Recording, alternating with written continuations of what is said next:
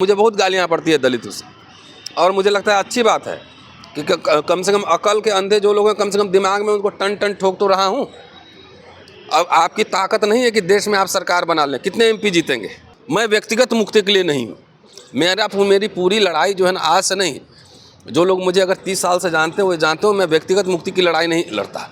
मैं जहाँ भी रहता हूँ, चाहे रोस्टर का आंदोलन हो, चाहे जिन नेताओं से मिला, मैं सबको एजेंडा दिया कि ये दलित एजेंडा है हमारा, इस पे आपकी क्या राय है। दलित नेतृत्व जो है ना, सेकंड क्लास सिटीजन के पास है, जो पढ़ता लिखता नहीं है, जो समझता नहीं है, सिचुएशन को नहीं समझता है, राजनीति में शर्त कैसे रखा जाता है। खाली सीएम पीएम बनने के लिए शर्त नहीं रखा जाता है, मैनिफेस्टो एजेंडा रखा जाता है। कांशीराम जी ने जात जात जोड़ के पार्टी बनाई, और जिन जातों को जोड़ा उनमें वैचारिकी का अभाव था। सबको नेता बनना था, हुक्मरान बनना है, एमपी बनना है, देश चलाना है, कब्जा करना है, ये खाली सोच कर आए। तो राजनीतिक महत्वाकांक्षा तो बढ़ गई, लेकिन जो एजेंडा चलना चाहिए था वो एजेंडा नहीं चला। तब जात जात तोड़ तोड़ के पार्टी बन रहा है। मैं कई बार कहता हूँ कि अगर हिंदू राष्ट्र आ रहा है तो ये कुछ समाजवादियों और अम्बेडकरवादियों के कंधे पे चढ़ के आ रहा है हिंदू राष्ट्र।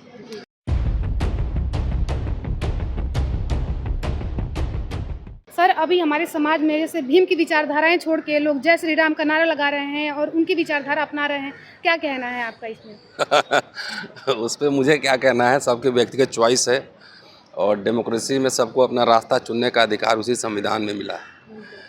इससे तो साफ स्पष्ट हो गया है ना कि जय भीम और जय श्री राम का जो कॉन्ट्रडिक्शन है वो उनके जहन में नहीं है। और बाबा साहब ने जो 22 प्रतिज्ञाएँ ली थी, क्या थी, वो लोग को देखना चाहिए। हम लोग तो अपने आप को बिगड़ा चला कहते हैं बाबा साहब का, तो उसकी रीज़न कुछ और है, कभी विस्तार उस पर चर्चा करेंगे। लेकिन जब व्यक्तिगत मुक्ति की चाहत होती है ना कि मुझे कुछ मिल जाए, मैं कुछ बन जाऊं, तो इसके लिए लोग तरह तरह के समझौते करते हैं। और एक ऐसी बात नहीं है कि एक घटनाक्रम है। मैं कई बार कहता हूं कि अगर हिंदू राष्ट्र आ रहा है तो ये कुछ समाजवादियों और अम्बेडकरवादियों के कंधे पे चढ़ के आ रहा है हिंदू राष्ट्र। जैसे आप देख लीजिए, अठावले दलित पैंथर से निकले, रेडिकल मूवमेंट से निकले, आज बीजेपी में हैं और मंत्री हैं। आवाज़ कहीं निकलती नहीं, एक एफआईआर नहीं दिल्ली में करवा सकते हैं। जीतन राम मांझी को देखिए, बेटा अपना एकोमोडेट होने के लिए ये लोग राजनीति कर रहे हैं।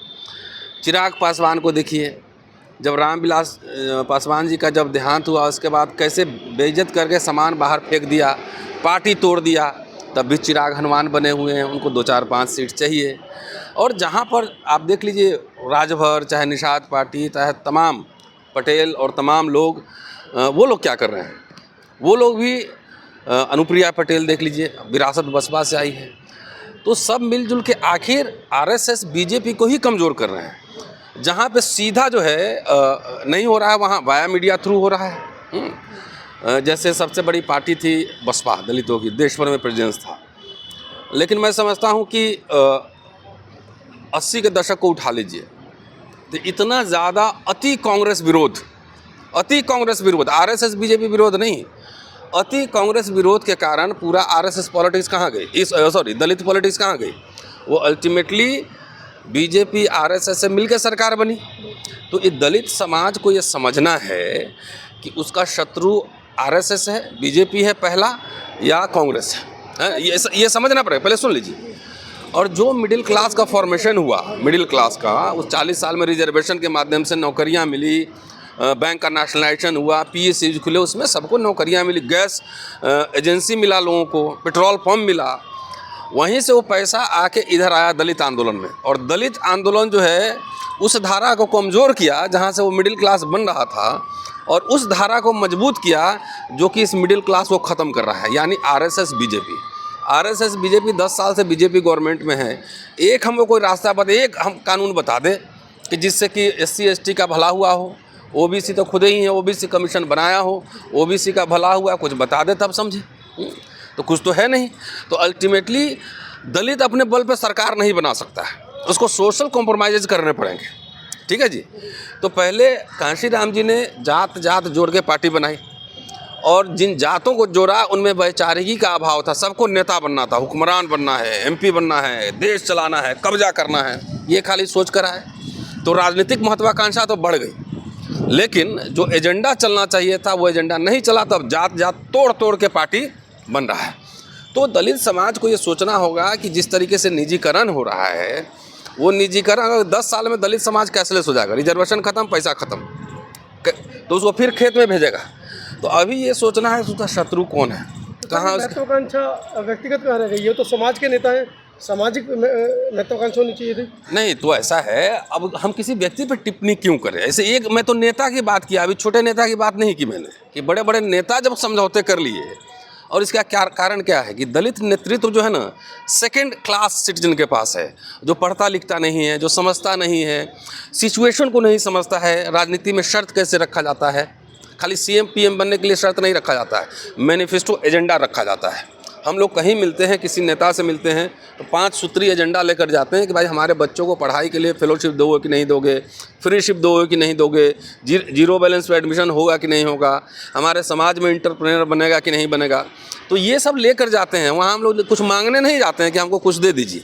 इनफैक्ट जो लड़ाई हम लोग लड़ रहे हैं मनोज जी, हमारे जैसे लोग भी कुछ हैं कि जो लड़ाई लड़ रहे हैं वो अपने लिए अपना तो व्यक्तिगत नुकसान कर रहे हैं। समाज हमें क्या दे रहा है? समाज से ना हम चंदा ले रहे हैं ना कुछ ले रहे हैं। ले रहे हैं। लड़ाई किसकी लड़ रहे हैं? अपनी लड़ रहे हैं कि समाज की लड़ रहे हैं? तो हमारे जैसे लोग को नुकसान हो रहा है ना भाई, गिरफ्तारी हो रही है, या मान लो हमारा जो प्रोफेशनल कैरियर है एज ए ऑथर राइटर, प्रोफेशनल कैरियर जो है वो रुक रहा है ना, प्रमोशन नहीं हो रहा है, विदेश नहीं जाता। हम उससे झुके हैं क्या? हैं? नहीं झुके हैं ना, फिर लड़ेंगे। हम प्रमोशन के लिए इधर नहीं, प्रमोशन जब होना होगा देख लेंगे, लेकिन उसकी वजह से मैं जाके सरेंडर नहीं करूँगा। हमारे जैसे लोगों को ऑफर नहीं होती कि जरा ये बताइए, कुछ न कुछ लोग कहता होगा न्यूट्रलाइज करने के लिए, चाहे कुछ कर धमकियाँ मिलती होंगी, तो कहाँ डर गए? ऐसे लोग भी है ना। तो आप किसको सेलिब्रेट करना चाहते हैं? डीलर को सेलिब्रेट करना चाहते हैं या लीडर को सेलिब्रेट करना चाहते हैं? ये तो दलित समाज को सोचना पड़ेगा। मैं व्यक्तिगत मुक्ति के लिए नहीं हूँ। मेरी पूरी लड़ाई जो है ना आज से नहीं, जो लोग मुझे अगर 30 साल से जानते हैं वो जानते हो मैं व्यक्तिगत मुक्ति की लड़ाई नहीं लड़ता। मैं जहाँ भी रहता हूँ, चाहे रोस्टर का आंदोलन हो, चाहे जिन नेताओं से मिला, मैं सबको एजेंडा दिया कि ये दलित एजेंडा है हमारा, इस पे आपकी क्या राय है, ये बात है। इसलिए व्यक्तिगत लोगों को, कोई बीजेपी में जा रहा है तो उसको टिकट लेने जा रहा होगा, हम तो कहीं जा रहे हैं, हम तो बहुत बड़े बड़े नेताओं से मिलते हैं। एक मुझे कोई बता दे कि अच्छा पार्लियामेंट में कैसे दलित को जाना चाहिए, बोलिए बताइए। पढ़ा लिखा बोलने वाला टक्कर लेने वाला दलित नहीं जाने चाहिए? जाने चाहिए ना? बिल्कुल जाना चाहिए। सेकुलर क्रेडेंशियल के दलित जाने चाहिए ना? बिल्कुल जाना चाहिए। तो आप अगर लीडरशिप हंट नहीं कर रहे हैं कि विश्वविद्यालय में कौन लोग लड़ाई लड़ रहे हैं, कौन संघर्ष कर रहे हैं, आरएसएस बीजेपी को इनकाउंटर कौन कर रहे हैं आइडियोलॉजिकली, अगर लीडरशिप हंट नहीं करेंगे तो आपकी पार्टी तो सिमटते सिमटते ख़त्म हो जाएगी। हमें तो समाज को बचाना है, पार्टी लेके क्या करेंगे? सब लोग तो हम चाहे तो हम पार्टी बना ले, अभी बना सकते हैं ना भाई, 5-10 हज़ार तो मेरे फॉलोअर होंगे, हैं, बना सकते हैं। लेकिन पार्टी बनाने, जितनी पार्टी बनेगी, जितना तीसरा मोर्चा बनेगा, सबकी मार जो है सबसे ज़्यादा दलित और आदिवासी पर पड़ने वाली है। सर तो क्या हम ये सब मतलब मान के चलते हैं कि अभी जो विचारधाराएं लोग बदल रहे हैं वो सत्ता के लालच में बदल रहे हैं? नहीं, सत्ता लालच मैंने नहीं कहा, सत्ता मिलेगा नहीं मिलेगा क्या कहूँ, लेकिन एक व्यक्तिगत मुक्ति की चाहत जरूर होगी कि मैं कुछ बन जाऊंगा। अरे हमें क्या बनना है? हम पढ़ाते हैं, मेरी पहचान छात्रों से है, सोशल एक्टिविस्ट से है। किसी को लगता हुआ कि एमपी बन जाएंगे, कुछ बन जाएंगे तो बहुत कुछ हो जाएगा, जरूर बनिए, लेकिन पार्लियामेंट में जाके जरा बोलिए तो सही, हैं, बोलिए सही। आज आप दिन रात लोटा भर पानी पी पी के बीजेपी आरएसएस को गाली दे रहे हैं, कल जाके गले में माला पहन रहे हैं आरएसएस बीजेपी का, तो इससे पार्टी बीजेपी का चरित्र स्पष्ट नहीं हो रहा है, इससे जो है ना आपका चरित्र स्पष्ट हो रहा है। अब तो बीजेपी आरएसएस वाले भी, अभी आ रहा है 14 अप्रैल, वो भी खूब जय भीम का नारा लगाते हैं, खूब फूल माला पहनाते हैं, उनका बस चल रहा है अम्बेडकर के विचारों को दफन कर दे ज़मीन के अंदर। ये बात हम जानते हैं ना। I am a professional historian, मैं इनकी हिस्ट्री जानता हूँ, इनकी विचारधारा जानता हूँ, ये कहाँ से लेकर आए हैं अपनी विचारधारा वो भी जानता हूँ। बोलेंगे संविधान, अब बगल में नीचे रहेगा मनुस्मृति, तो मनुस्मृति जो लोग नहीं पढ़े होंगे, नहीं समझे होंगे, वो जाने। मुझे तो समझ में आती है कि भाई यहीं पे इतने दलित उत्पीड़न में, आदिवासियों के उत्पीड़न में कितनी संख्या बढ़ी है। किसी नेता को इस पर आंदोलन करते हुए, कोई दलित मैनिफेस्टो बनाते हुए आपने देखा है कभी? हैं, कोई एजेंडा लेके आता है। अंधभक्ति नहीं चाहिए, मुझे बहुत गालियाँ पड़ती है दलितों से, और मुझे लगता है अच्छी बात है कि कम से कम अकल के अंधे जो लोग हैं, कम से कम दिमाग में उनको टन टन ठोक तो रहा हूँ। अब आपकी ताकत नहीं है कि देश में आप सरकार बना लें, कितने एमपी जीतेंगे? अभी विचारधारा तो दो ही खंड में है ना, एक जितने लेफ्ट समाजवादी टाइप के लोग हैं सब इंडिया के साथ है और एक बाकी एनडीए के साथ है। तीसरा ऑप्शन कहाँ है मुझे बताइए ज़रा। 9th में पढ़ने वाला बच्चा भी आपको बता देगा कि तीसरा ऑप्शन नहीं है। तो वोट हम क्यों बर्बाद करें, उसी में अपना एजेंडा पुश करें कि भाई आप रिजर्वेशन को रोकें, निजीकरण को रोकेंगे, रिजर्वेशन इम्प्लीमेंट करेंगे, कुछ एजुकेशन या फेलोशिप देंगे। इसलिए जितने दलित लोग गालीबाज हैं वो कुछ मुझे बता सकते हैं कि राजीव गांधी फेलोशिप कब आया और कैसे आया, कब आया और कैसे आया। 40-40 हज़ार रुपया जो है ना हज़ारों बच्चों को मिलता है PhD MPhil करने के लिए, ये नहीं दिख रहा है। खाली मुझे MP बना दो जी, मुझे मंत्री बना दो जी। हम लोग लड़ रहे हैं कि आने वाली जनरेशन कैसे इंग्लिश बोलने वाला बढ़िया पढ़ा लिखा हो। ये राजीव गांधी फेलोशिप कांग्रेस के रिजीम में आई थी ना, अब जाके देखिए फेलोशिप मिल रहा है कि नहीं मिल रहा है, फ्रीशिप है कि नहीं, कितने लाखों लाख फीस हो गए हैं। SC ST बच्चे पढ़ नहीं पाते हैं। मेरे पास तो रोज़ फ़ोन आता है, मेरे पास रोज़ फ़ोन आता है कि हमको मदद दी। भाई मैं बैंकर थोड़ी हूँ, है ना, अवसर मिला तो 2-3 बच्चों को मैंने मदद कर दी। तो नेताओं को और बड़े बड़े संगठन जो चला रहे हैं, दिन रात जय भीम चिल्ला रहे हैं, उन्होंने कितने बच्चों को पढ़ाया, इकोनॉमिस्ट हिस्टोरियन बनाए हैं, कितने को फेलोशिप दिया है ऑक्सफोर्ड कैम्ब्रिज जाने का। तो हमारे लिए लड़ाई ये है, मेरा टारगेट है यंगस्टर 18 से 25 साल के बच्चे जो मेरी बात समझ सके। सब लोग MLA MP मिनिस्टर नहीं बन सकता है। आज 30 लाख नौकरियाँ हैं, 30 लाख नौकरियाँ, जैसा कि सुन रहे हैं भाषण में, ज़्यादा भी होगी कम भी होगा, लेकिन जितना भी होगा अगर सही से इम्प्लीमेंट हो जाए तो 15 लाख SC ST OBC को नौकरी मिलेगी कि नहीं मिलेगी। बिल्कुल बिल्कुल। तो नौकरियां तो लाखों में मिल सकती है अगर कोई बिजनेस मॉडल बनाए कि जिसमें SC ST OBC को थोड़ा रिप्रेजेंटेशन दिया जाए, उसको थोड़ा सस्ता लोन दिया जाए, उसको बिजनेस चलाने के लिए स्मूथ इन्वायरमेंट दिया जाए, तो लाखों लोग बिजनेस कर सकते हैं। तो ये हमारा समाज क्यों नहीं समझ रहा है कि नौकरी बिजनेस इसी से आपके पैसे आएंगे, और RSS BJP दोनों इसको ख़त्म कर रहे हैं। तो नेता तो 545 सांसद ही बनना है, नौकरियां तो लाखों में मिल सकती है, और अब तक नौकरियां मिली हैं। वो नौकरी जो लेके पैसे 4-4 लाख कमाया है, उसी के बच्चे जीन्स भर के टाइट हो रहे हैं। अब बोल देंगे कि जगजीवन राम गद्दार था, कांग्रेस गद्दार है।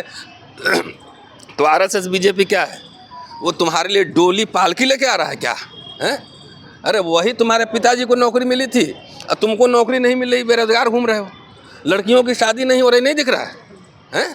नौकरी नहीं है, सबको लड़का चाहिए नौकरी वाला, नौकरी नहीं है लड़का चाहिए नौकरी वाला, तो मिलेगा नहीं तो शादी नहीं होगी, नहीं दिख रहा है। ये बड़े बड़े सवाल हैं।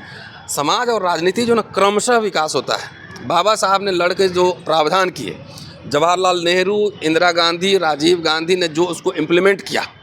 बाबा साहब थोड़ी लिख के गए थे कि बैंक का अभी नेशनलाइजेशन करना है, PSU बनाना है, पब्लिक सेक्टर, सब लिख गए थे क्या? नहीं ना, वो प्रोविज़न करके गए थे। इम्प्लीमेंट करना न करना ये आने वाले पीढ़ी की काम थी। तो जवाहरलाल, इंदिरा गांधी, राजीव गांधी ने उसको इम्प्लीमेंट किया। स्पेशल रिक्रूटमेंट ड्राइव चला करता था, एक एक आदमी को 3-3 नौकरियां मिलती थी। लेकिन RSS BJP उसको ख़त्म कर रही है, उस मिडिल क्लास को। और तब भी अगर कुछ नहीं समझ में आता है तो कम से कम मैं रहूं ना रहूं, ये वीडियो ज़रूर रहेगा। इस समाज को उस दिन बड़ा स्क्रीन पे लगा के दिखाइएगा कि जिस समय ये बात समझा रहे थे कि तुम्हारी बेटी की शादी नहीं होगी, बच्चों को नौकरी नहीं मिलेगी, खेत में काम करना पड़ेगा, इसलिए RSS BJP को हराओ। और इस समय नहीं बात समझे तो इसका खामियाजा 10 साल बाद भुगतना। शुक्रिया। जय भीम।